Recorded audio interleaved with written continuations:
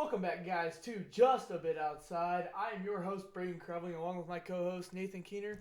And today we'll be covering NFL and college football, just like we have in our previous episodes. College football, obviously, on their Week 10, with us previewing our top four teams that we think will make the college football playoffs next week, not this week. We just think the rankings are too early at this point, and we think next week that's when we'll start judging teams going forward into who we think will make the college football playoff, along with a lot of spicy stuff that happened in the NFL league-wide. So we'll cover that along with our Week 9 winners and talk about the games last week, which we had a very good slate of football games, along with our usual lines that are locks of the week, fantasy players of this week, and our bold prediction to end our episode. So we will start with our college football review and preview with Nathan Keener. Yep, this was another very, very exciting week. I feel like I say that every week, but college football, that's really what it is. That's what the sport's all about. And that's what this first game was all about. It came down to two top 10 teams. They went to East Lansing. It was Michigan, Michigan State, and Michigan State came out on top and beat their big brother, the Wolverines, 37-33. Kenneth Walker, well, the dude just showed why he's probably now the Heisman frontrunner after another person lost. Kenneth Walker had 5 rushing touchdowns on 23 carries. That resulted in 197 yards, and he was really just a problem for this Wolverines defense all day. They came in really, really good against the run, and that was not the case. Michigan State, for the most part, slowed down Michigan's running game of Hassan Haskins and Blake Corman. They both had 14 and 13 carries, but only got 59 and 45 yards. All their passing touchdowns and scoring came through the air, and that's usually not what Michigan's all about. Cade McNamara, he did good, 28 for 44, 383, 2 touchdowns. He did throw a pick that sealed the game for Michigan. J.J. McCarthy, the super freshman, he's been getting some playing time. They mixed him in. 3 for 4 for 23 yards. He did throw a touchdown. Had some key fumbles, though, and some key moments. He was not on the field to end that game, but the real story of this and the story of Michigan State, Kenneth Walker, the transfer from Wake Forest, he's really doing his job, and they right now are in the college football playoff for a reason. They went up there, really dominated that game. At the end of it, Michigan came out hot. Michigan State finished that thing and closed it out. Credit to them and Kenneth Walker. He's a beast. Another Big Ten game we got the Ohio State Buckeyes and the Penn State Nittany Lions. Another good game here. Penn State, though, they lost their third game in a row after starting out 5-0. The Buckeyes won this one 33-24 in Columbus. C.J. Stroud, he only threw 1 touchdown, but he did his job through the air. 22-34 for 305.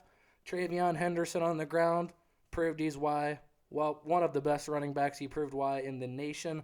28 carries for the freshman. He had 152 yards and a touchdown. The trio of Ohio State wide receivers and Jackson Smith and Jigma, he led them actually when receiving. He had 97 yards on 6 catches. Garrett Wilson, he had 7 on 82 yards. Chris Olave, though, he only had 3 for 44. He did have that long touchdown catch. That was 38 yards. So other than that, Penn State really held him in check, as the Ohio State defense did for Penn State in the second half. Jahan Dotson, he did get going. He had 11 catches, 127 yards. He really is right there with Chris Olave, Garrett Wilson, and David Bell in that Big Ten race. They are all excellent receivers, all competing for a top spot in the first round. Jahan Dotson, he showed why he's as talented as those boys. They had true freshman Denzel Burke on him. He looked rough, but that's what good receivers do. They make good corners look like that. Penn State, they could not get the run game going. They had 21 carries for 33 yards. They did have 2 touchdowns, but those were very, very short. The one was 2 yards. That was a handoff to Dotson. He did get in the end zone that way. Kevon Lee, he had the other one, 7 yards. Other than that, he had 3 carries for 9 yards. So the Buckeyes defense is really starting to turn it around. They're starting to turn it on, and those young players are getting the experience and playing time needed. The Buckeyes look really, really strong going forward. They are on the outside looking into that playoff race, but just be patient, Ohio State fans. I know you're upset. Just be patient. We are in this thing very, very early. Just take a breath. What do you think about that game? I know you watched that as a Buckeyes fan. Ohio State, they do look like they're on the turnaround and on the come up, and then at the end of the year, you know you're going to have Michigan waiting right there for you. They're going to be fired up. Yeah, obviously the Ohio State's ranking right now is not going to be like it is at the end of the year because in hindsight you do have to go still play Michigan. So if the win against Michigan and they win out, I think that you have to give them a top three seed or Even the Big Ten title game, you know you have that, and you know you're going to have a good team sitting there coming from the West region. yeah. So if Ohio State wins out, they're going to have good wins on their resume to add on and kind of diminish that loss early in the season in Oregon. But at the same time, it's the Ohio State fans want the respect they think they deserve now. And I see the college football we talk about it. I think the college football playoff has a certain amount of teams that they want to get in before they allow other teams to get that third and fourth spot. What fan base is really pissed off is Cincinnati. I mean, they're still undefeated, and they squeak by these close games, and the college football committee kind of looks at them and is like, we don't want to put you into the playoffs, and you guys be a complete embarrassment and lose by 30 to Alabama or Georgia when we could fit a team like an Ohio State team in there that we know can compete with them. But Desmond Ritter and the Bearcats are saying we're still undefeated. No matter how we win a game, we win a game. So it's very difficult when you get to these. You know, you've got the eye test along with a record. Yeah, if Cincinnati's undefeated, it's pretty hard to leave them out. But you also don't want to put them in that 4 seed just for the spread to be 24 points in a college football playoff game. Yeah, I'm a fan of Cincinnati. I do think they've got the wrong end of the stick. I watched that bowl game last year against Georgia, the almighty SEC, which is what the Big Ten and Ohio State fans are mad about, but it is the SEC. It is good for a reason. As we had a top 20 matchup last week, the Auburn Tigers, they were the favorites in this game, and I was really shocked. They were at home, though. They beat the Ole Miss Rebels. They were the 10th ranked team. It was 31-20. Matt Corral, he got nicked up in the first quarter. His non-plant ankle got rolled up on, and it didn't look good. He went out limping. Luke Altmaier came in. He went 5 for 5 for 18 yards, but Corral came back in. He fought really, really hard for his team. He did not throw a touchdown. He threw a pick, his second one of the year, which, we're 8 games in and you're only throwing your second pick. That's excellent to me with the volume that they pass. He had 37 pass attempts for 21 yards, 289 yards. I'm sorry about that. And he showed why, even with a bum ankle, he fought for his team. He had 10 carries for 45 yards, another rushing touchdown. So not the best game for a guy like Corral who wanted to be in this Heisman race. Still feel like he is. Just give him some time. He was clearly not himself last week.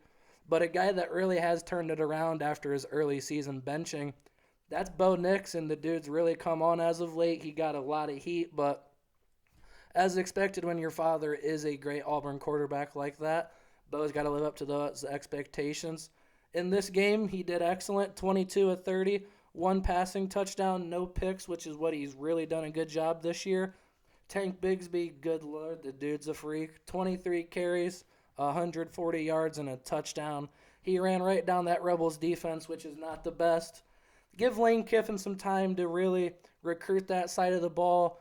Any offensive mind, I feel like, can go in and make a system work and score points right away.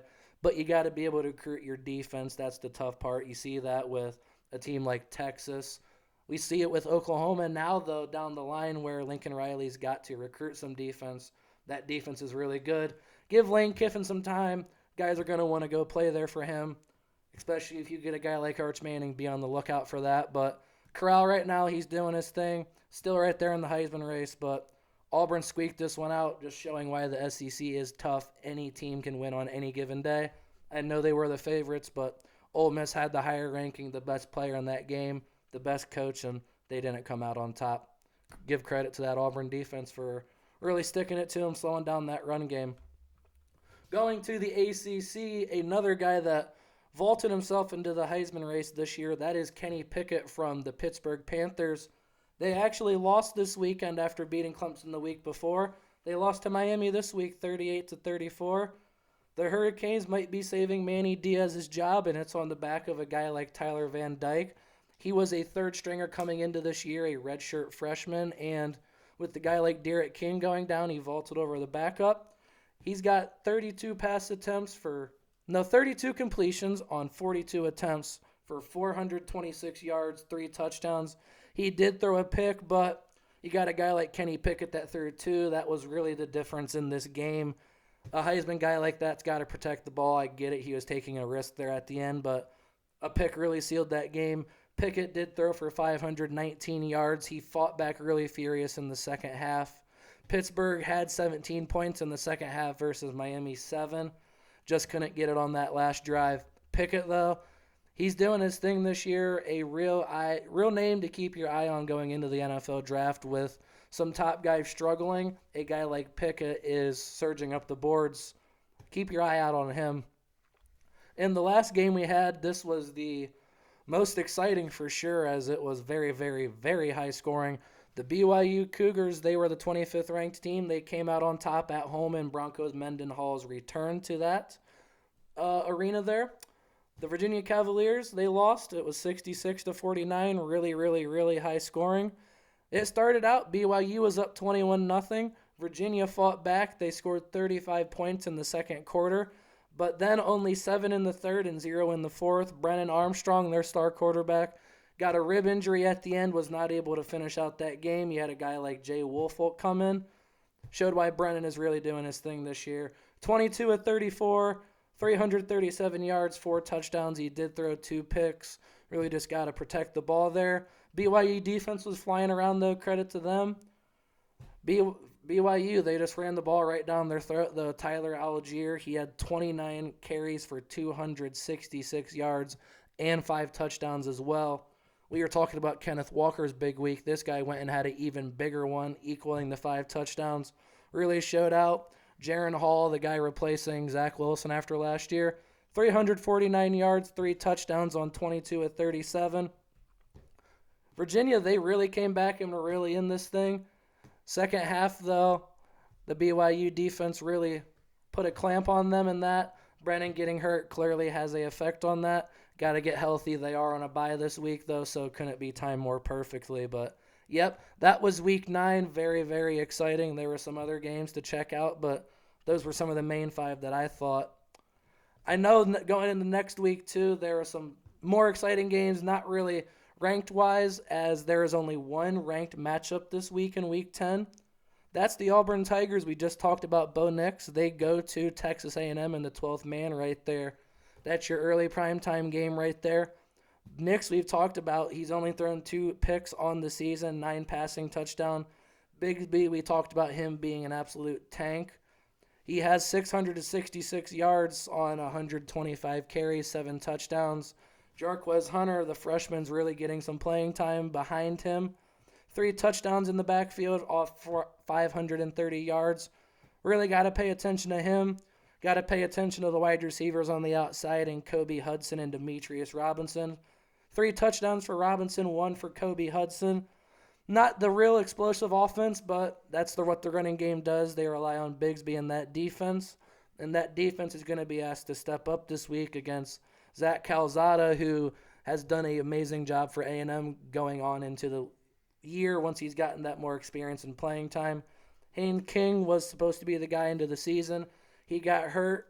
Calzada was burst and thrust into the spotlight. He threw 7 interceptions on the year. He's really cut down on those recently as they are climbing back up in the rankings. 12 touchdowns for him. We talked about Tank Bigsby being a hell of a running back. This is the guy that right now is playing like one of the best backs in the nation, Isaiah Spiller. The A&M line is not the best this year. He's doing an excellent job behind that. 123 carries for 761 yards and 5 touchdowns. You got another guy like Devin Ackney back there, really an explosive dual threat guy. He's got 86 carries for 607 yards as well for 5 touchdowns. He's the more explosive back.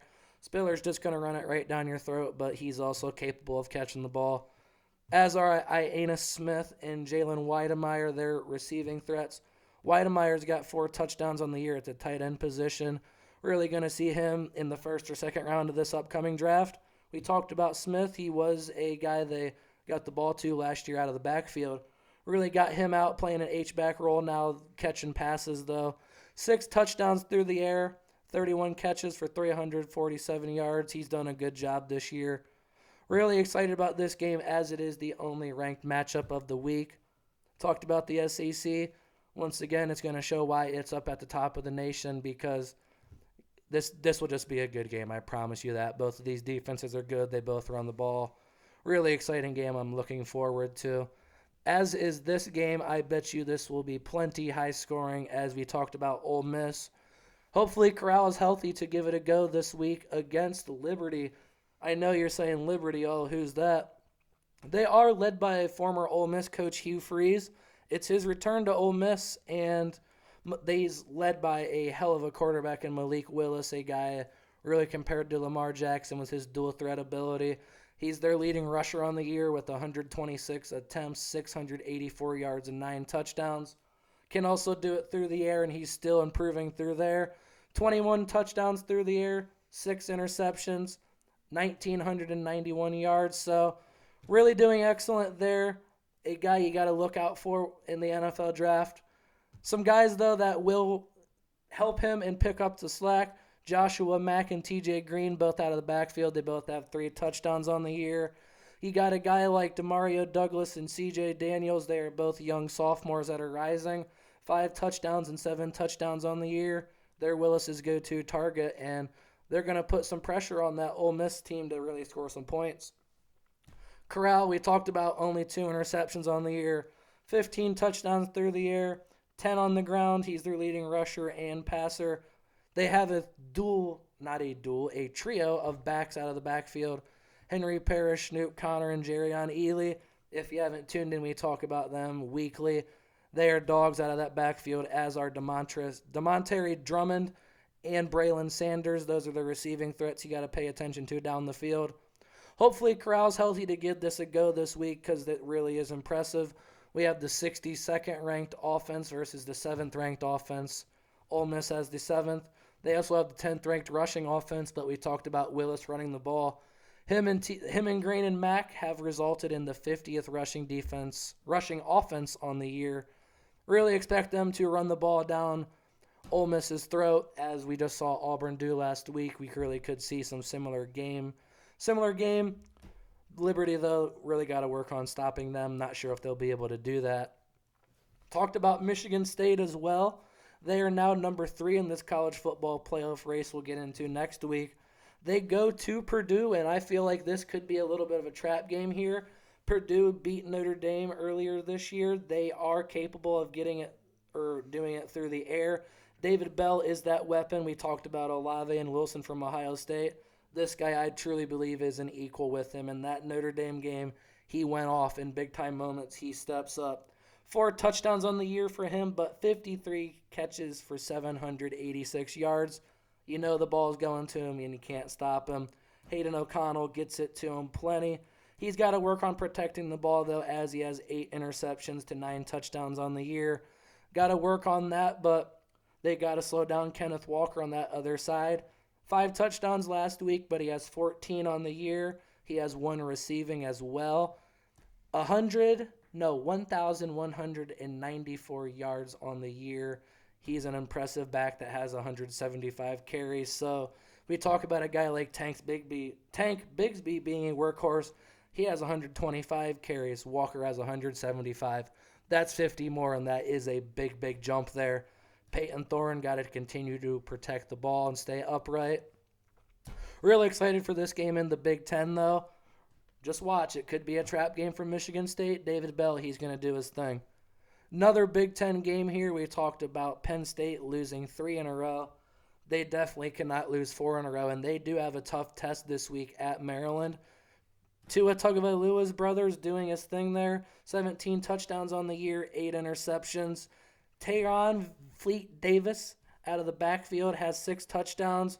Rakeem Jarrett and Dante Demas Jr., they're their passing guys. They have the 25th ranked passing offense on the year. So Penn State is once again going to be tested through the air. They did it last week against Ohio State. We'll see if they can do it again against this explosive Maryland team. Sean Clifford, got to protect the ball. We talked about 6 interceptions on the year. Does have 19 touchdowns, 2 on the ground. Jahan Dotson, once again, has to step up, as does his running mate, Washington. He has 2 touchdowns on the year to Dotson's 6. He showed up in that Ohio State game, did his thing. Expect that same thing to happen again this week as they look to get back on track. They've lost to Ohio State, but they lost that really tough game to Illinois and then Iowa the week before. Penn State looking to get on track before James Franklin says see ya and goes to USC. That could really be the determining factor here if they keep struggling. Got to do good to keep him in town. West Virginia is a team that's really coming on the rise. Old Pat McAfee's alma mater. Them boys are getting it going down there as Oklahoma State. They are the 11th ranked team, comes into town this week. Spencer Sanders and Jalen Warren, both their running threats. 4 touchdowns on the ground for Sanders. He has 11 through the air. Jalen Warren, though, 175 carries. That equals Kenneth Walker, so this guy's another workhorse. 850 yards and 6 touchdowns. Really look to get him the ball. But this West Virginia team, they're starting to get the passing game going. Jarrett Doge, 11 touchdowns on the year and 7 interceptions. This team just beat Iowa State last week at home. Now Oklahoma State comes into town, who Oklahoma State beat Iowa State the week before. So who knows what could happen in this game. Excited to see this Big 12 matchup. And, yeah, not the most exciting matchups of the week, but I do feel like all of these games will be good. They don't have the ranking next to them, but all 10 solid teams here that will provide good games for us, I believe. And looking back on the games that brought us excitement last week in the NFL, we will talk about first the Thursday night football game. The Green Bay Packers were a 6.5-point underdog going into this game, playing the Arizona Cardinals, having to travel to Arizona without their star wide receiver Devontae Adams, and won 24-21. Arizona Cardinals fan over here, how do you feel about this? I've kept this in for a while, and the 7-0 record, as much as I loved it and as much as I love typing it up, that thing is just a damn curse, because as much as you say we're not paying attention to it, reporters are asking about it weekly. How do you feel about it? It's always constantly reminded. It has a big factor in power rankings every week, because people say, and I was one of those people that were like, is Arizona the best team? Are they not the best team in the NFL? And then you look at the record and they go 7-0, and that is what earns my nod. But some people, it just, as 7-0, you're always expected to be the best team, being undefeated. And a lot of people didn't have Cardinals at the number 1. So I feel like an undefeated record, no matter if you're 4-0, 7-0, 13-0, it's gotta look. It looks good. It gives you that nod. It looks good, but it's heavy on those shoulders. I understand Devontae didn't play for the Packers. I understand they had some injuries, but good Lord, so did the Cardinals. We saw Hopkins have a hamstring injury coming into it. They tried to hold him out, but he tried his best to get on the field at the end. We've had Rodney Hudson hurt. We have a third-string center in now because our backup center's hurt. We have guys in at left guard that aren't familiar there. J.J. Watt's hurt. Like, we've had some injuries too, but the Packers, they really did step up this game. They were just the more physical team straight up. That line really, really stepped up.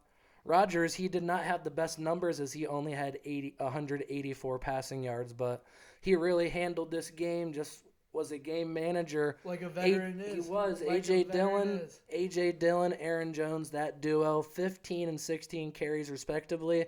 78 and 59 yards, they really relied off them. The Cardinals, I said in the first quarter, they couldn't get a push off the ball. The defensive line, they were getting to that second level real easy with that run game, and it was just a problem. But for as much as we're talking about this, and as bad as Kyler Murray supposedly played as the 2 interceptions show, he drove them down the field from their own 1-yard line. He was 5 of 7 for 89 yards. Also had 2 carries for 10 yards. But because one guy did not turn around and see the ball, it is forgotten about. He almost Aaron Rodgers. Yes, I said that perfect. A.J. Green, I don't want to put blame on him. He's done excellent all year, an excellent signing by Steve Keim, but I don't understand what you're doing. There's 13 seconds left. You just called your last timeout the play before as Kyler ran and got down. You know there's not a timeout. You know you're not capable of running the football. Cliff says he knows what miscommunication happened and he won't put blame out there. Respect to him and respect to this team for keeping it in-house, but it sure looked like Kyler threw a pretty damn good ball that was back shoulder where it looked like only A.J. Green or no one was catching it. Green was not paying attention at all, could not even knock it down. Credit to the Rasul corner. Douglas, he made a play. He had not had an interception since, fun fact, 2018. And he had to make it against my team in the biggest fucking moment. Credit to him, though, but we talk about football being a game of inches, just a game of seconds, anything. A few seconds, Green might have turned around, but you weren't able to do that. Kyler saw the one-on-one matchup, he went for it, and he did not turn around. But like I said, the Packers stepped up. No excuse for the Cardinals to lose this game, but these are two of the top 5 teams in the NFL, no questions when they are both healthy. They're not going to be healthy, though. The Packers are getting stronger. The Cardinals are getting stronger, but they're going to be without weapons all year. Bobby Tonyan for the Packers just went down. Big blow to them. Aaron Rodgers just went down. We'll talk about that later, but yeah, just two excellent teams that we watched an amazing football game. We truly did. I was not mad. I mean, clearly upset about the result and heartbroken, but that was an amazing football game that came down to the wire. Credit to the Packers for pulling it out, but now don't forget about this Cardinals team because they were that close to just winning it outright. That close. Even if the pass falls incomplete, what were they on? Oh, I'm sorry. The 6-yard line. Guess what that is? A fucking chip shot field goal for Prater. That means overtime. Yeah. So they were going to overtime with all the momentum. I'm sorry. If you go 99 yards, you have all that momentum. Yeah. Just a lot of things that didn't go the Cardinals' way. That's football, though. It really is. Same with the injuries. Now, it's unfortunate. Would you say, we take us back to that Thursday night, that right then and there, you're 6 yards away from sealing the game against Aaron Rodgers, taking down arguably a top 5 or top 3 football team in the NFL, and really give them a good night because they don't have Devontae. Wouldn't you want to put that ball in DeAndre Hopkins' hands? You put your ball in the hands of your best players, a.k.a. Kyler Murray and DeAndre Hopkins? Yeah, we talked about Hopkins being hurt. He did have that hamstring injury going into the game, and he's still nursing it right now, has not practiced all week. You got to trust your best player. We saw him on that final drive. I was standing up. I'm like, oh, well, Hopkins coming in for a third down. Turns out later that Kingsbury said he just grabbed his helmet and ran in. Like, Hopkins literally is just like, fuck this, I'm done. We saw on that long catch that was almost a touchdown. By the way, if you stiff arm a guy that's in the face, you most likely hit his face mask. Just happens to get called on DeAndre Hopkins, but a 55-yard gain, 66 yards on the game on 2 catches, so that other catch he had 11. It was there in that fourth quarter, though, on that drive. Hopkins was on the field. He was on the left side in that trio, though. Green was the one in single coverage. The only thing I will say about that is DeAndre Hopkins' natural position. Hopkins plays the left. Green plays the right. You got X and Z. I understand what you're saying. The ball needs to go to Hopkins. Hopkins most likely knows what the hell is going on. He has a better repertoire with Kyler because let's not forget this is A.J. Green's 8th game. Like, they're not on the same page yet. I know we've talked about this a lot, but just an amazing football game, and I'm looking forward to the rematch because it's coming. We're coming for you. Just keep sleeping on us. That's all I got to say. The Cardinals are not done. Going to the AFC South, we have a battle of two very hard-nosed teams, the Titans and the Colts. The Titans ended up winning 34-31, but Derrick Henry didn't have the best game due to, everyone finds out, he broke his foot in the second quarter and still played through it. How do you feel about this game? Well, we were watching this there, and we were wondering just why Henry didn't look like himself. He had 28 carries for 68 yards, but no touchdowns. They had to rely off Ryan Tannehill. Credit, he stepped up. He was 23 of 33 through the air. 3 touchdowns. He did throw 2 picks, though, so you wonder now that Henry is hurt and out for the year.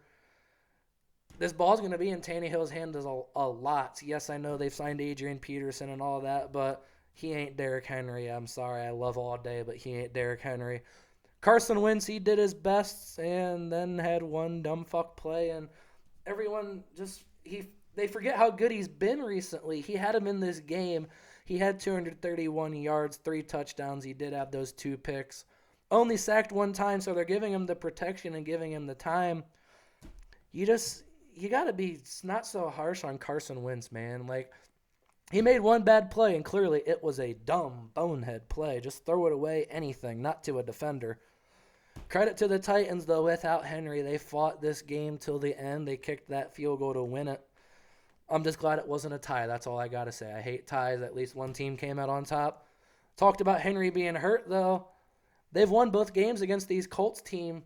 For that division, that tiebreaker, if it comes down to it, the Colts, they might really be screwed. And with their record, the other teams in this AFC that are going to be up there, if you don't win that division, you might not simply make the playoffs. So it really came down to this game. We said that also when we had expectations of the AFC North bringing 3 teams to the playoffs. And the AFC South, outside of Buffalo, doesn't look – or not the AFC South, the AFC North. AFC North, yeah.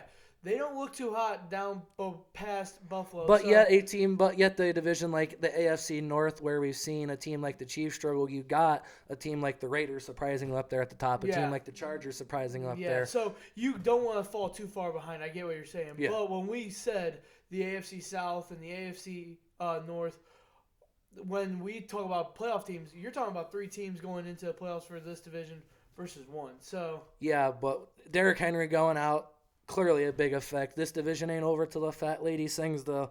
No. Jonathan Taylor, he's going to do his thing. The Colts are going to do their thing. Carson Wentz is finally clicking these past couple games. Going to come right down to the end. Michael Pittman, a big second-year player that is really sliding under the radar, believe it or not. And it's unbelievable how it's just he's shadowed by guys like Justin Jefferson, CeeDee Lamb, Jerry Jeudy. That's just to name 3. Like, we can talk about more, but Pittman was that second round pick that was picked very, very, very high. We're talking 35th overall. T. Higgins, another one, was picked 33rd, so they were right there. Pittman, a guy that's really coming on the rise, 10 catches, 86 yards, 2 touchdowns. Big physical guy at a USC that's only getting better and only getting better with Carson Wentz specifically getting on the same page there. Talked about Green and Kyler. Quarterback and wide receiver, they need to be on the same page. It looks like these two are surely on that page.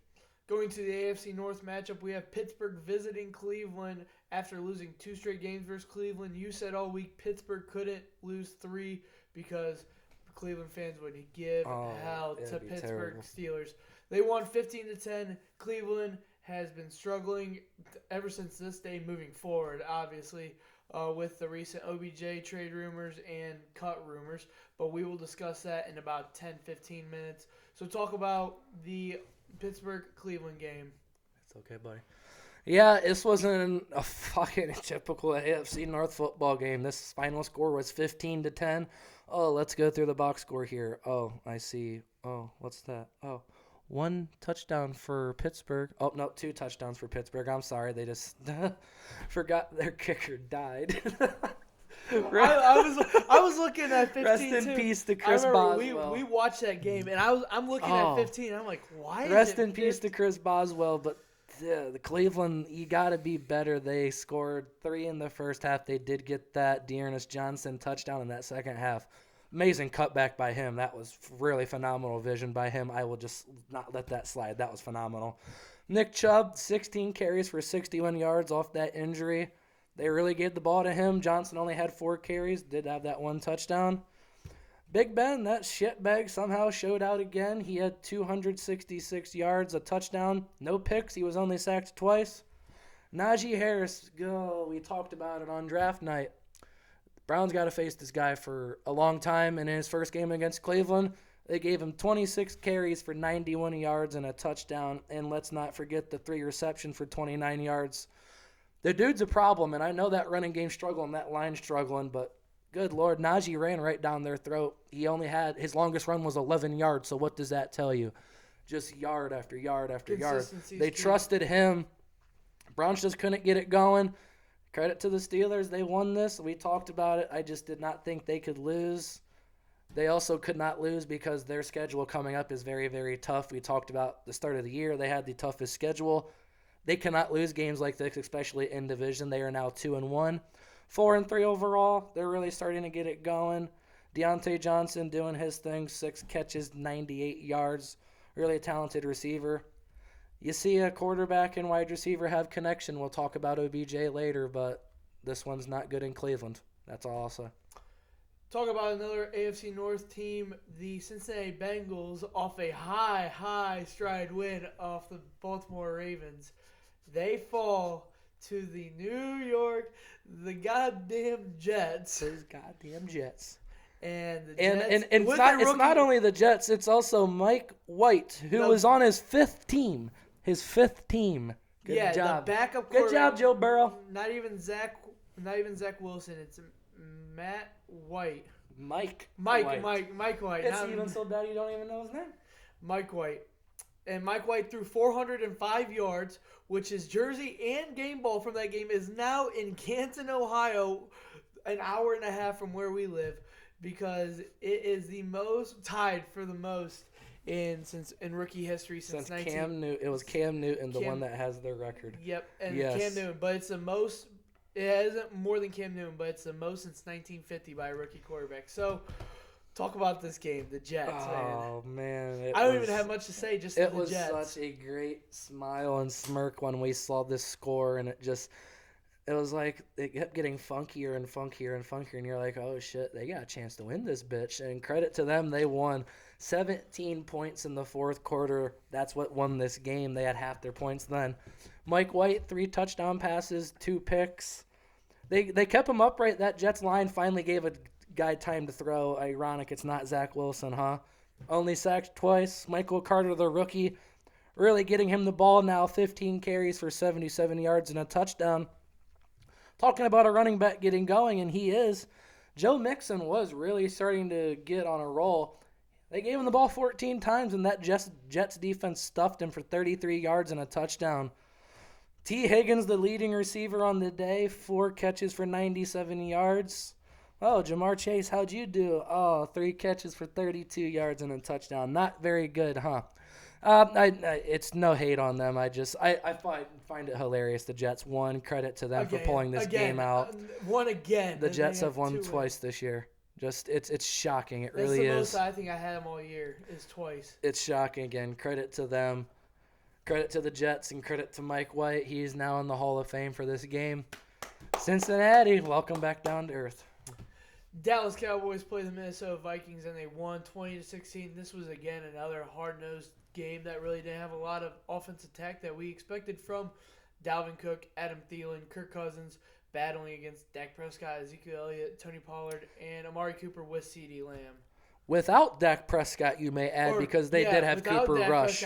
Cooper Rush substituted this game. He was the backup. They really did trust him, honestly. He had 325 passing yards, 2 touchdowns, and a pick.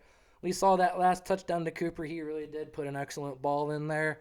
16 incompletions on the night, but they let him throw the damn ball 40 times, and that's really impressive to me. Ezekiel Elliott, 16 carries, 50 yards. Tony Pollard only had 7 for 26, but they really did pass on this Vikings defense, as a lot of teams have. They couldn't do anything. The defense for the Cowboys slowed down that trio you talked about. Even a guy like Justin Jefferson only had 2 catches for 21 yards. Talked about that Trevon Diggs-Jefferson matchup. I think we know who won. I'll just say that. Dalvin Cook, 18 carries, 78 yards, no touchdowns. Kirk Cousins didn't throw a pick, but he just never won in prime time, and it's literally nothing against him. He did not play bad. He just didn't play good. The Cowboys, I put them in my power rankings last week up pretty high. I do believe they are one of the best teams in football, and they showed it without a backup quarterback how much talent they have. Yeah, going on to our next and final game, we'll talk about the Kansas City Chiefs and the Giants. Give us that game. Congrats, Kansas City. You won. But it was against Daniel Jones. And yes, I've praised Daniel Jones, but I also know the national narrative media out there. And you barely squeaked by this guy, and it's just scoops. We'll pick up the road. I don't understand it. It's only this Chiefs team that gets it. Mahomes, another pick. What is that now, I believe? 10 or 11 on the year. 48 pass attempts. They really are getting the ball in his hands. I know Clyde Edwards-Helaire is not there. A guy like Derek Gore, though, never even heard of. 11 carries for 48 yards and a touchdown. Just, man, Tyreek Hill, he finally showed back up. Ooh, excuse me. They gave him the ball 12 times through the air. He got a touchdown out of it, but only 94 yards. The Giants, man, they got to score more points. This was a tough game in Arrowhead. That environment is nasty. Jones threw a pick, 2 touchdowns, 222 yards in the air. They're without Saquon. You can tell that team's not the same. They were not able to run the football with him. So a guy like Devontae Booker getting 15 carries and 60 yards in relief is pretty good. Exciting to see when Saquon gets back. But this Giants team is not as bad as people think. But we know the national narrative out about this team and just Daniel Jones in general. And the Chiefs just get a pass for this one. I don't think that's deservable because the Giants had a chance to win this game. Yeah, and something that you notice about all 6 of these games is the largest point differential is 5 points with the Pittsburgh-Cleveland game. All of them are less than 5 points, so that's something to keep a note out for. Is I feel like this league is more even than it's ever been. No, it really has. Granted, there are a few bad teams. Like you have the Texans, the Jags, even tossing a team like the Dolphins. Other than that, even the team like the Falcons, who I thought would be terrible, they're stepping up this year and showing they're not as bad as people thought. Just it really is even across the NFL. The top is the top, but the middle, they're all about equals, and it can any given Sunday it can happen. If the middle throws a good punch, they're taking down top teams. So, moving on to the trade deadline, there wasn't many big names tossed in this trade deadline, but a big name that we can talk about is Von Miller did get traded the morning of trade deadline. He did get traded for a second and a third round pick, and now he is over with the Los Angeles Rams. Can you talk to me about the Von Miller trade? Yeah, this was something that the Rams a few weeks ago, they traded Kenny Young to the Broncos. They were saying we're trying to shed salary for the deadline. It's just ironic they go right back to Denver and get Von Miller. Reports out now that it was over a Halloween party dispute that people wouldn't pay for. If it's over that, a guy like Von Miller, dude, you've made how much you should be able to pay for it. You're the veteran leader of that team. Well, now he's the afterthought when you think about Aaron Donald in L.A. Credit to them. They got Von Miller for an incredible deal. Yes, I understand you give up a second and a third, but they're also paying him like $500,000 this year, which is fucking ridiculous. As a Cardinals fan, I'm just, whatever. I knew pass rush was coming from the 49ers and already the Rams. Now you toss a guy like Von Miller in there. Credit to them. You got a team like Kansas City, they also made a move for a pass rusher. They went and got Melvin Ingram for the Steelers. Ingram signed there this offseason, was getting some playing time early, but as of late, guys like Alonzo Highsmith and that are just playing better, getting more playing time. He got traded for a 2022 sixth. So not much there, but Chiefs do get another guy to go rush the passer, as they have not had much this year from Frank Clark and Chris Jones. Talked about some names before the deadline that got moved. The Cardinals got Zach Ertz for Tay Gowan in a 2022 fifth.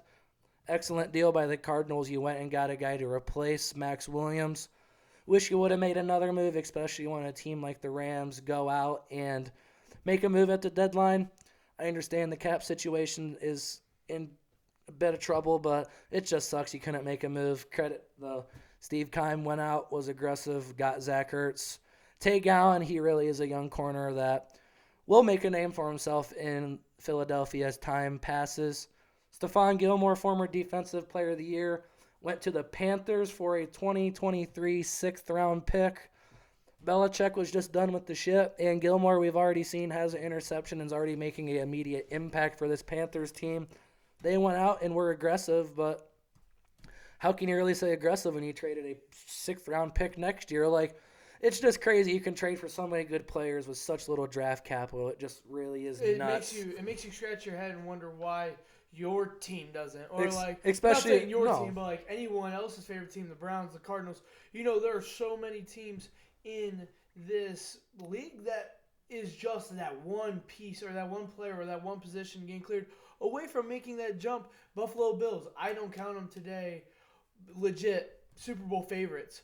If they made a trade for Stephon Gilmore or Von Miller, My mind would probably go, you know what, they are the number one favorite to win the Super Bowl this year. Or number two, instead I got them at that fourth or fifth. Or teams like the Green Bay Packers, the Cardinals. You know, teams that are good all around. But adding Stephon Gilmore or Von Miller or a guy like a Devontae Adams or an Odell Beckham Jr. would help their team out significantly and fill a hole. It's just crazy how you can trade a second and third round pick and get a guy like a former guy who should have won a Super Bowl MVP. Or even this, we talked about Gilmore getting traded for a 2023. Let's go to the 2024 draft, and the Saints got Mark Ingram back in town for a 7th-round pick in that draft. It's a name like that was really, really good this year in Houston behind a bad line, respectively. He played really good in some games, and now the Saints get him back for just that. It's really, really fishy. We did have another deal here. The Chiefs did make a deal. They traded a left guard, Laurent Duvernay-Tardif, for Dan Brown for the Jets. Really just kind of a lateral move here. I think they just shedded some salary to fit in Melvin Ingram. Just what happens. Some names that didn't get traded, though, that were on the block. He had, like, Deshaun Watson. Apparently the Texans were rumored to have Brandon Cooks and Zach Cunningham on the block. Fletcher Cox from the Eagles. Marlon Mack from the Colts. The Broncos had a cornerback duo of Kyle Fuller and Kareem Jackson. Then even you got some wide receivers like Devontae Parker from the Dolphins that was rumored to be out there. And, of course, Odell Beckham, which we can get in here next. And Colin Cowherd, a guy I really look up to, I'd say you do too. He calls himself America's honesty broker. Well, I'm going to tell you that I am Ohio's honesty broker. Yes, I live in Ohio, and I love my state, and I love the players that come out of it. But I'm not so necessarily stuck on the teams. I'm not really an Ohio State fan, not really a Guardians fan, never really been a Cavs fan. I've liked teams from around, so I can have a different, honest opinion on this, I feel like, rather than people in the state. This Odell Beckham thing, ever since it happened, we can simply just say it has not worked out how the Browns thought. We can say it's as simple as that. It's not worked out how anyone thought. It hasn't. I think Odell came into the team thinking that he was going to be that player to make the Browns Super Bowl contenders. Obviously, he misses last year because of injury, and Browns have, which I'm not saying this is Odell's fault or this is not. No, we're not. It's just it's a coincidental thing. OBJ comes in, plays a couple games for the Browns, goes out the season because of injury. Browns, ironically, have the best season they've ever had in a while. And they win a playoff game. They make it to the AFC semis. Obviously lose to the Chiefs to a backup quarterback on a last-second situation. Everyone in Ohio's pissed about it going into this year, thinking that this is our year. We got Odell. We got our guy back. The situation with Baker being hurt, it's just no one's been lined up. You saw this is the first time that everyone was on the field at the same time last year with Chubb, Baker, Landry, Odell, all of them. So it hasn't been a good, healthy year for the Browns, but no one has thought it was going to be this bad. No, I'll never forget. It was actually ironic as a Tar Heel fan. I was going to the ACC tournament, and this deal happened. Like, it happened there in March and April, and I was in shock, and I was just like, okay, sweet, we got a dude. Awesome. He had 24 career 100-yard receiving games up to that point. You want to know how many he has in Cleveland? A whopping 2. And those came 10, 13, 19. That was the last one he had. That was on 11 targets. Credit to them for throwing him the ball 11 times. 6 catches, 101 yards on those. He had a long catch of 41 yards. That was really broke off a slant. They did lose that game, though, to Seattle 32-28. And the other one was against the mighty New York Jets. That was 9-16-19. So we're talking all the way back to 2019. And that Jets game, you'll forget, he had 89-yard touchdown off a slant once again. If you have not seen the video, his father posted on Instagram. I suggest going and checking it out or just getting on YouTube. You'll see at the start what it is. It's right on YouTube, and you can sit down and just take a in-depth look. I feel like the Browns have not done a good enough job of doing what he does good. We're talking slants. We're talking giving him deep go balls where just throw it out and let the dude make a play. Eli Manning was a guy that was not shy about letting the ball fly. He was not shy about picks. I feel like in this day and age, we ruined and really hated on Baker for throwing so many picks, but he was aggressive in forcing the ball downfield at a young age with less talent. Now you get a guy like Odell who clearly is, we can still see, explosive. It just sucks that they can't get on the same page. Not even just the first 2 years, but this year it's just 0 touchdowns, a career low 38.7 yards per game, career low 2.8 catches per game, a career low 5.7 targets per game. Sunday against the Pittsburgh Steelers, he had 1 target, 1 catch for 6 yards. And let's just not forget, the longest play in the last 2 seasons is that run against the Cowboys he had, which I would essentially say he broke on his own. This team, ever since they traded for Odell, I feel like everyone loved it, but yet everyone also hated it. And I feel like the Ohio media was never behind it. I feel like the national media was never behind it. I feel like the fans weren't ever 100% behind it. And then just when the guy goes out with an unfortunate injury that was ACLs, literally just, they happen so diligently. I tore one. It happens. It just sucks that a talented guy like this can't get it going, but I'm not trying to put all this blame on one person. But what I will say is it's the Browns' offense in general, and if I'm going to put blame on it, I'm going to put it on Kevin Stefanski, because I understand this team runs the football. They are first in the league in rushing, 161 yards per game. Great. Fascinating. But you're 26th in passing with 221 yards per game. That's not good. You are 8th in plays of over 20 yards, and you are 4th in plays of over 40 yards. It's not really an explosive offense that you would expect. The intended air yards, which is throwing the ball down the field, they are 20th, but they are 11th in yards after catch. So what does that tell you? Most of these plays are happening with yards after catch. They're throwing short balls. What does Odell Beckham excel on? Slants. We've even watched some Giants highlights. They get on the goal line where, have the Browns struggled? Yes. He learns some little slip screens, and they get him the ball. You got to get a playmaker the ball, and they simply haven't. I'm not going to put blame, but it's just no one has really been on the same page. Fans, media, players, families. It's an unfortunate situation. Baker's got to do better, though, and we've talked about in the past, I've said, you got to look for trading for a guy like Deshaun Watson or something, because Baker simply has limitations. You've been on this train, too. You've said Baker had limitations. What have you said about him? I have said Baker has limitations since 2019. I've got flack from you. I've got flack from Caleb Hauser. I've got flack from Griffin. I've got flack from every single football fan in our friend group, because I like Baker Mayfield's attitude. I think he eat, breathes, sleeps Cleveland. I think he's the perfect quarterback for Cleveland if they want to keep being mediocre and never make anything more than a conference championship game. So, with that being said, yes, I love Baker Mayfield. I think he has a strong arm. I think he's an accurate quarterback. I was very harsh on his mistakes. He cleaned up his mistakes. I'm not using that to critique him anymore, because when he was a rookie, he did throw a lot of interceptions. And I feel like we ruined him, because now he will not take them shots down the field. He's not the same player he was 20 games ago, because he won't be afraid to chuck it downfield. We saw in that video, there's times Odell is open, and you can see in his progression he sees it, but there's a safety over top or someone underneath where he doesn't feel comfortable. Baker, let that thing rip. You have a strong enough arm to do it, especially arm strength that way.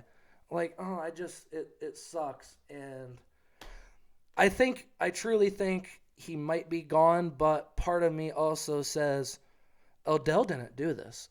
He might have had a say in it, but we've talked about a guy like Patrick Mahomes and what his brother does. We've seen Tom Brady's family get defensive, Aaron Rodgers' family get defensive. Those have all really slid under the rug over time. Time heals all wounds, and this thing's just fresh, but Odell is still in Cleveland. He's still at his house. He's still waiting to hear. He wants to come back, and he wants to play, I feel like. It's as simple as this. I understand you don't change your offense for one particular player, but you need to play to a guy's strengths. It's not hard with technology to turn on and see what he did with the Giants. It's available at YouTube, and let's see, they have how much tape and stuff that they watch weekly. You don't think Stefanski can go back and find some stuff? It just sucks. Baker 7 touchdowns on the year. Well, the Browns in general have 7 touchdowns on the year. Baker has 6. One was that Hail Mary to Donovan Peoples-Jones, and 2 were yards after catch by Demetric Felton, which he went through like 6, 7 guys, and David Njoku, who just had some blocking in front of him. No one's on pace for 700 yards. This passing game just can't get going. I understand Baker's not healthy. I've said for a while, when your shoulder's hurt, even your off shoulder, when you go to throw, you extend your arms. It's just natural. If you're lifting that shoulder every time, I understand it's not comfortable. But Baker, if you're not healthy and you can't make the throws, please just don't go out there. You have to say that. I understand you want to fight. But, dude, if you can't go, Case Keenum can do it. We saw it. We saw it against Denver. Did it look sexy? No. But they also weren't aggressive that night because it was not good conditions. It's just, this Browns offense has got to get going, but it truly could be this Kevin Stefanski effect. I was a Vikings fan, still am. We talked about Stephon Diggs last night. In 2018, when Stefanski wasn't the play caller there, he had 102 receptions. When Stefanski took over the play calling in 2019, that went down to 63. 102 to 63. Granted, Stephon Diggs had the most yards of his career until last year with 1,130. But then Stephon requests out of town, goes and gets with Josh Allen, becomes a superstar again. And it's like, So if Odell gets out of town, I've mentioned a name like the Ravens, believe it or not. He has a relationship with Lamar. He has a relationship with, believe it or not, Rashad Bateman. He's been with people. We've talked about the Saints. They clearly need weapons. We've talked about a team like the Packers. A team like the Raiders now need a speedster to send deep because one person is not there. Like, teams need people. The only thing I'll say about this, the last thing I'll say when we can move on, the only way I am understanding and forgiving of the Browns moving on is if you get a rookie wide receiver in here on a cheap deal, because we've seen so many young receivers come out of college ready to go week 1. Especially if you're struggling, you can be in that 17, 18, even if you're up into 2022. What if a guy like Garrett Wilson's sitting there, or Chris Olave, or Jahan Dotson, or a guy like Treylon Burks? There's a lot of guys sitting there. Drake London from UNC, a guy very similar to Michael Pittman. There's a lot of guys there that you could go draft where you have needs already solidified. Yes, I understand you have Demetric Felton. You have Donovan Peoples-Jones. You're also going to lose Rashad Higgins. He's not going to be there next year. I can probably guarantee it. And if you lose Odell Beckham, you need receivers. Those guys in the first round you will get this year are clearly more talented. If you can move on, I would do that. Get a rookie. Get him in there. But this is not on Odell. This is not on Baker. This is on a lot of people. And Cleveland just has to deal with it. It's on a lot of people, and it's just unfortunate. And Odell, I truly wish you the best. Whether it's here in Cleveland or somewhere else, I'm a fan. Yeah, my closing statement is just, I don't feel like the relationship is ruined between Cleveland and Odell. I feel like in 2 weeks, he could sit out a week or two, come back, and we'd accept him like he's our own. And it's just, if we were at the Cardinals game, and when Odell got hurt, it was silent. Mm-hmm. And then he got up, and the crowd started chanting, OBJ. Yeah, and it was really the coolest thing, and I got goosebumps, and I'm getting goosebumps thinking about it now. Just the narrative, when you're inside the stadium and see the shit, Cleveland, I feel like, still loves them. Yeah, the Twitter and national media about Cleveland and OBJ and the split up and Cleveland fans don't want OBJ, I definitely don't feel like that is a true narrative. But if, in hindsight, if OBJ does get cut and they just get a bunch of salary money back and OBJ is no longer a part of Cleveland Browns, I do want to see him go to somewhere where he is appreciated by a veteran quarterback like Eli Manning, force-fed him. Aaron Rodgers, I wouldn't mind him going to Baltimore with a Lamar Jackson who has truly shown even if he's not that accurate, he can and he will throw it down the field, averaging the most completion yards per catch in 11.6. The last highest number that was 9.7. So I do feel like he's going to get appreciated. Where if he goes to the Saints next year and famous Jameis throws to him, I mean, it's just he needs someone that is going to feed him the way he wants to be fed. Moving on to our Week 9 games. We start off tonight with a Thursday night football game at 8:20 p.m. We have the New York Jets coming off a win, visiting Lucas Oil Stadium. The Indianapolis Colts, who are only 3-5, but still a 10-point favorite in this game. I'll take my favorite Colts. I'm going to take the Colts as well in this. The Jets, I feel like, can keep it closer than this spread says. I wouldn't shock me. Mike White did look good last week. Michael Carter getting better. Corey Davis and Jamison Crowder are just getting started as well as Elijah Moore. I feel like the Jets can keep it close, but I do think the Colts and Wentz will redeem themselves. Yeah, not a lot of good spread games when we talk about this is the big one, though. This is the really big one. Yeah, but moving on to the next game, we have the Falcons are visiting the Saints, the 3-4 versus the 5-2. Saints coming off a big win. As much as I like the Falcons and I choose them in the spread situation, I'm just going to go with the Saints, roll with the momentum. I'm going to go with the Saints as well, even if Taysom Hill comes back or even if he doesn't. We saw Trevor Siemian play really, really well last week. Played under control. He played good. He played good when he got it in Denver. He played good when he got it into New York. And he played good when he got it in New Orleans. Excuse me. He played really good. Now you got a guy like Mark Ingram back in town. You could give him some carries and really slow this game down. Keep the ball out of Matt Ryan in that offense's hands, who's missing Calvin Ridley. That defense is not good like we've talked about. I got the Saints. Going on, we have the Mile High Broncos visiting the Cowboys 6-1, who are actually 7-0 against the spread. So keep an eye out for that. I got Cowboys. I got Cowboys as well. This Denver team is probably disgruntled after Vaughn got out of town. We'll see what happens, but I think that Cowboys defense has played really, really well this year. Teddy Bridgewater might struggle.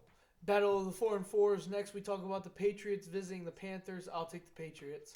I'm going to take the Patriots as well. Really playing well here. Mac Jones is playing good. Watch this. Stephon Gilmore might get some revenge against his team and get an interception. That would not shock me at all. Going on, we have the 3-4 Vikings visiting the AFC, tied for first now.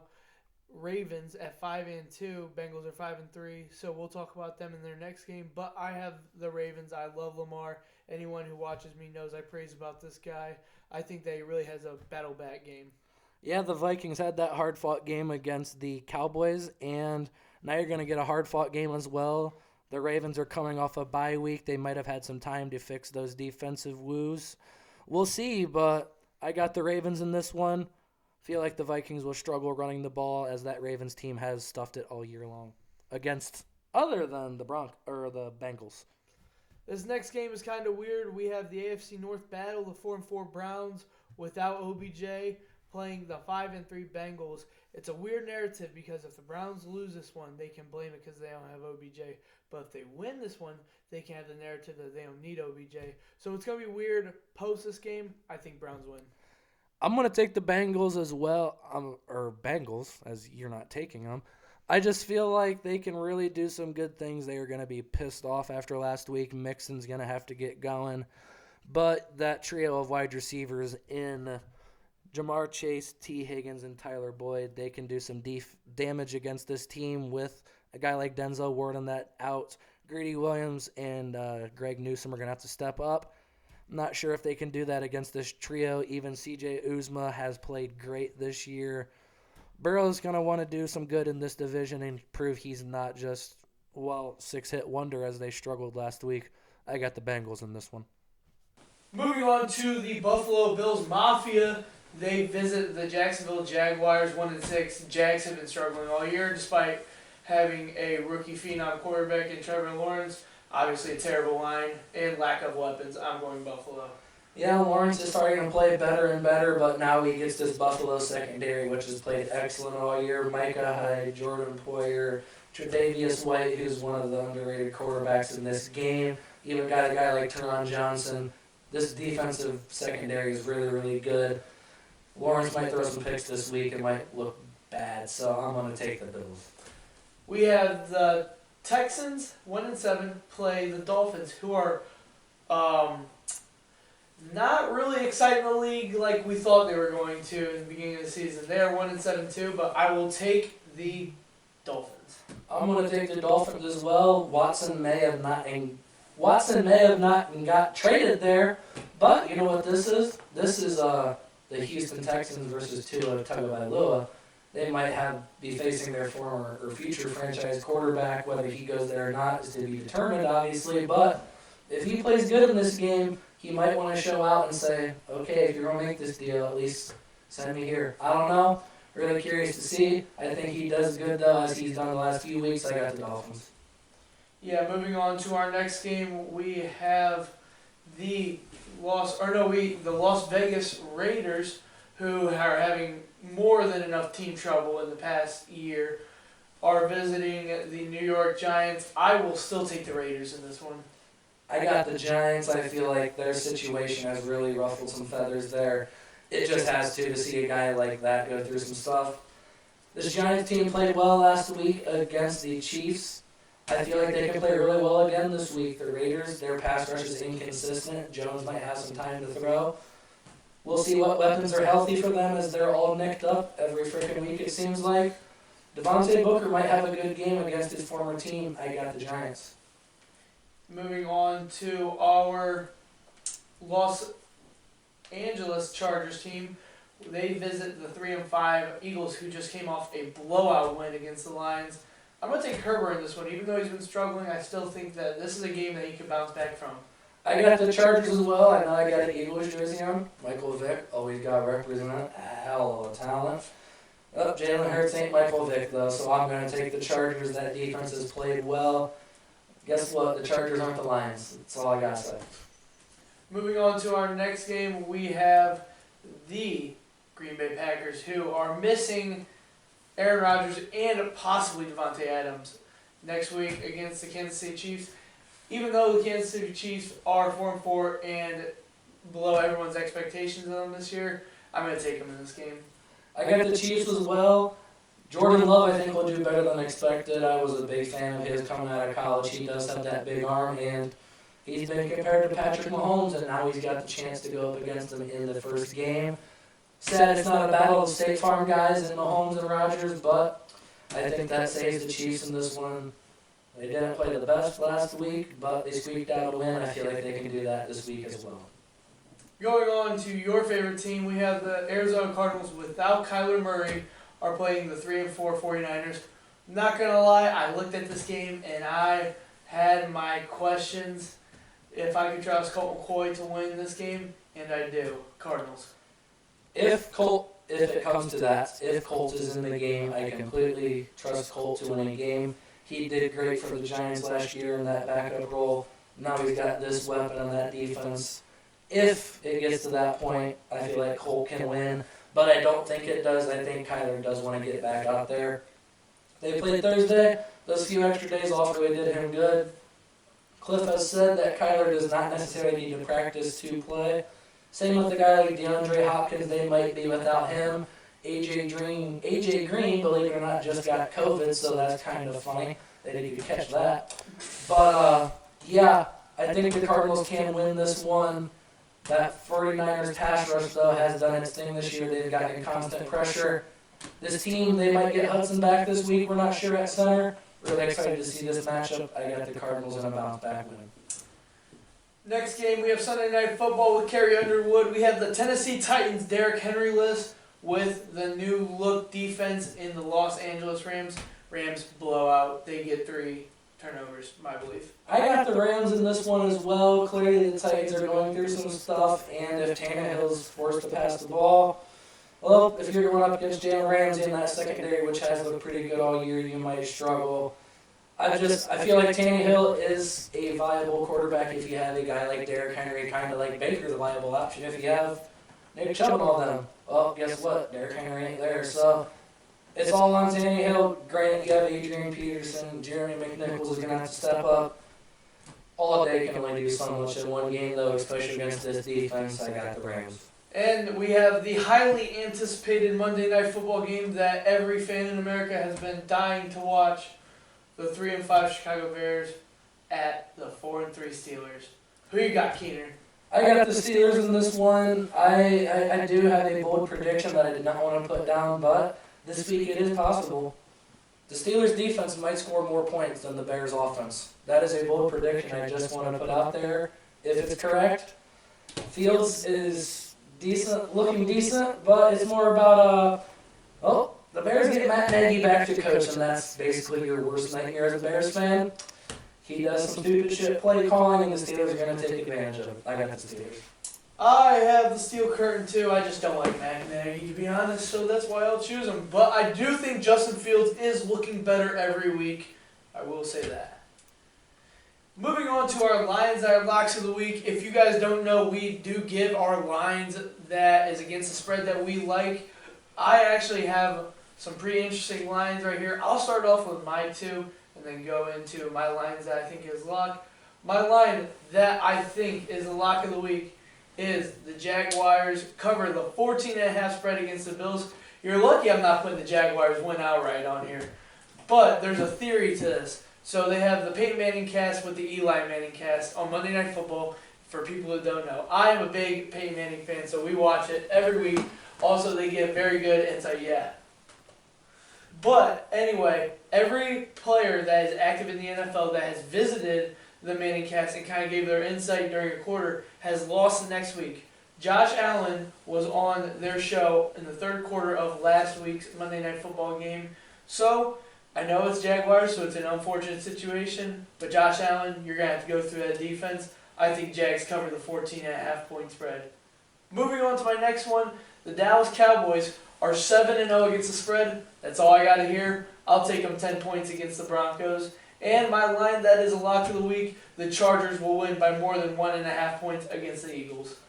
Well, believe it or not, that actually is my lock of the week as well. The Chargers for the 1.5. I feel like the Eagles, I'm sure you played great last week, but once again, you Played the are Lions. playing the Lions. You're playing the Los Angeles Chargers in that defense. They're looking to have some revenge after some down weeks from them. Some other lines I have, you mentioned the Dallas line. Once again, 7-0 against the spread. That's all I need to hear as well. They played Denver this week, and Denver I talked about being quite possibly pissed off. I feel like the Cowboys can cover 10. The last line I have here that you did not put, I don't want to completely go on the Jags as much as I love Lawrence and Urban. The Bills will look good, the Jags will look bad. I'm going to take the Steelers to cover the 6.5 versus the Bears. Once again, I talked Matt Nagy's back to coaching. That is a very, very big problem if you're a Bears fan. The offense has not looked good. Allen Robinson has not looked good all year. You might get David Montgomery back this week, but I don't feel like they'll rush him. More of a next week thing. You can get a touchdown over this Bears team. That's one of them. Some fantasy players this week to watch out for. It is going to be I have two wide receivers and a defense, so I'll go over my wide receivers first. Marquise Brown from the Baltimore Ravens, he had one touchdown last week with 8 reception yards and 5 receptions. That just screams fantasy points. And he's playing the Minnesota Vikings, who give up the 6th most fantasy points to wide receiver. Credit to Nathan Keener for finding that stat out. Also, another wide receiver who is projected to have 16 points. He has not really filled up the expectation to a fantasy standpoint, but he has been their favorite target for the Las Vegas Raiders.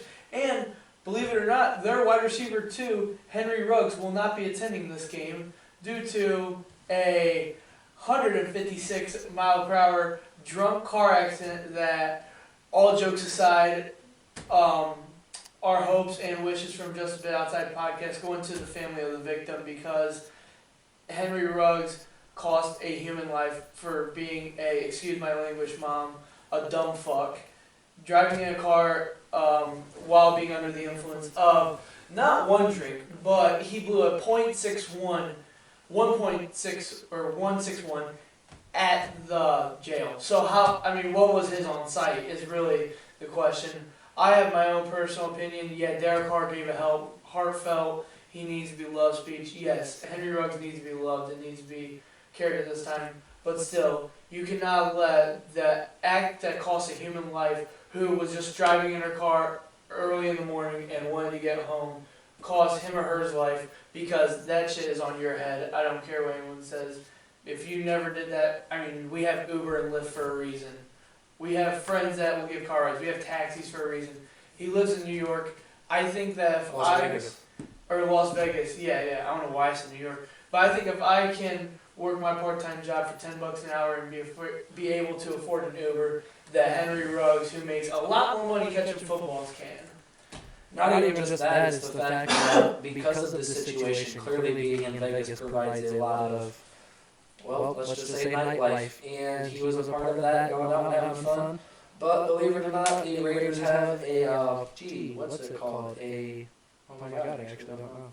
A car service to come and pick you up. It's not just like a taxi, but I'm sure if you call someone from your organization, they will come pick you up. Especially when you're a first-round pick from just last year. I'm sure if you are a first-round pick that makes all this money, you have a friend or two that will come pick you up from top. Or that, but it's just the fact that your organization provides a service to you and you did not reach out.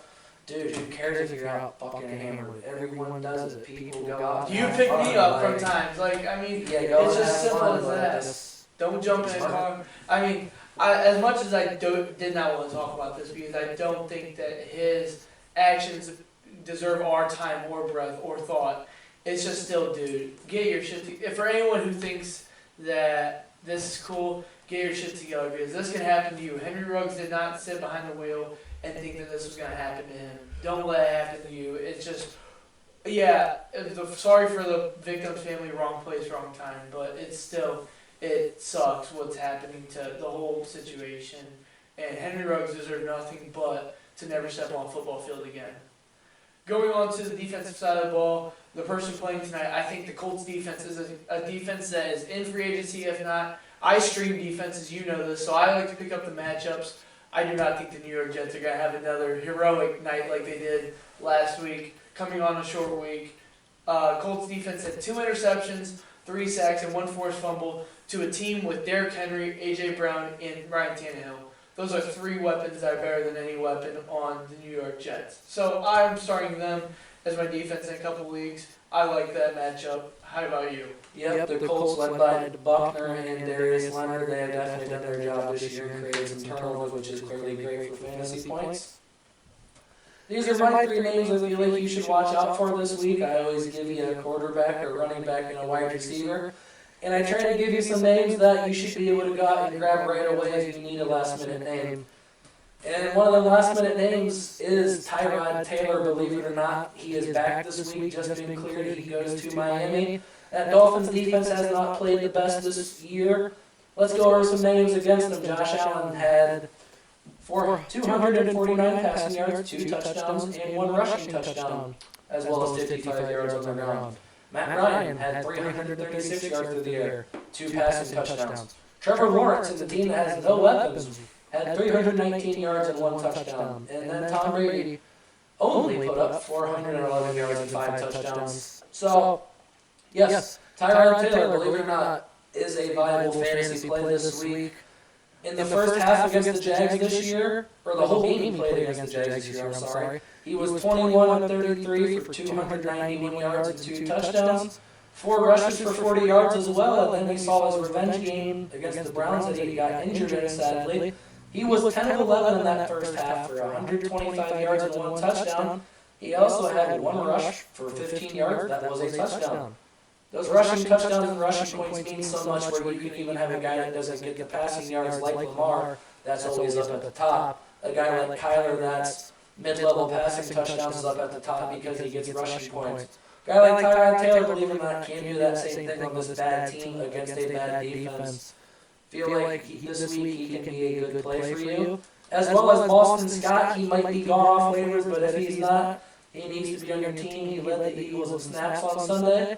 That resulted in 21 fantasy points, even the starters got pulled in that 4th quarter. He was still in getting snaps and touches. He has 19 touches over the last 2 weeks, which also leads that team since Miles Sanders went out. Also tossed in 3 touchdowns, and now against the Chargers, who have allowed the 5th most points to running backs this year. Good matchup for him, and they fed him last week. Expect the same thing this week, as I'm sure they will not be passing the ball as well as they would like to. The last name here, you talked about the matchup for the Ravens. I'm going to take the other receiver in this game who I believe will show as their number one receiver this week. I've talked about it, and I think this is the week it happens. Rashad Bateman is finally going to break out. He had 6 targets in the last 2 games against the Bengals 2 weeks ago. Before that bye, he had 3 receptions for 80 yards. Great matchup against that Vikings defense. He talked about his 6th most fantasy points. Well, that's a problem, and we saw Minnesota not be able to cover guys like Amari Cooper, CeeDee Lamb. This could be a great opportunity for Rashad Bateman. They went into a bye week, had some more time to integrate him into that offense, some more time for his surgery to heal, which he only has played 3 weeks. So, Rashad Bateman, I feel like this is the week that Shotty B shows why.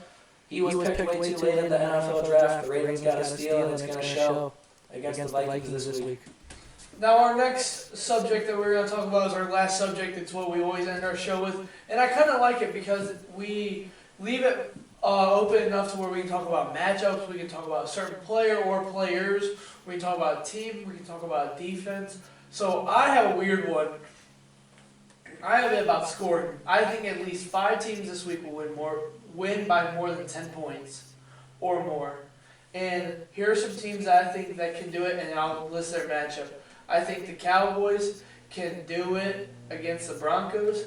I think that the Ravens can do it. I think that the Bills can do it. I think that the Chiefs can do it. I think Rams can do it. I think Steelers can do it. I can see Raiders doing it. I can see the Chargers doing it. I can see the Colts. And these aren't teams that I'm for sure set on, but there's some teams in here in the pool that you can look at and be like, yeah, if they win by 10, it wouldn't shock me. Yeah, we talked about all the close games last week as we had not only the 6 win went over, there was another one. 7 one-score possession games. Well, we're going to see some big games this week, some big differences. My bold prediction, I usually go with the player, usually like doing that. We saw a few weeks ago, the Ravens, they really struggled before their bye week, and Jamar Chase in that game had 8 catches for 201 yards and a touchdown. Even a guy like CJ JUUUSST get through that defense, score 2 touchdowns, have a big game. Michael Pittman against this team earlier this season, before he really got them receptions of had 89 yards and 1 touchdown on 6 catches against the Ravens defense. So this week we've talked about our matchup against the Vikings. I feel like Jamar Chase, fellow LSU wide receiver Justin Jefferson, does just about what Chase did. I'm not going to go with 200 because that is bold, but I will go with him as in Justin Jefferson having 150-plus yards and 1 touchdown against this Ravens team. He's off to a slow start, but he has eclipsed 100 yards just twice. I will say that sucks, but for this Vikings offense that has struggled this year, missing Dalvin, that is really good. They can feed him this game in a game that could go wide wire. I feel like a 150 game is not out of the question for Justin Jefferson and his talent. He has went 4 straight games without scoring a touchdown. I feel like that's got to change for a talent like Justin Jefferson. You got a good matchup this week. Going to be some point scores. We talked about the Vikings not being able to slow down opposing receivers. I'm expecting a shootout this week, and could be the result for Justin Jefferson and Rashad Bateman. Yeah, exciting game. We have some exciting games, but it's going to be an offensive weekend I foresee in my mind. I just feel like Jefferson wants to also have that step up on Chase, like, oh, look, you did it, I could do it too. Or just the fact that Jefferson was always under Chase's shadow in college, it felt like. Clearly, they're both amazing talents in the NFL. I feel like Jefferson might have something to say about Chase being better. This week he gets his chance to prove it in the back-to-back games against him. That will be all for our Just a Bit Outside NFL Week 10 or Week 9 preview, College Football Week 10. I'm your host, Brayden Krevling. My co-host, Nathan Keener, signing off. Go Tigers!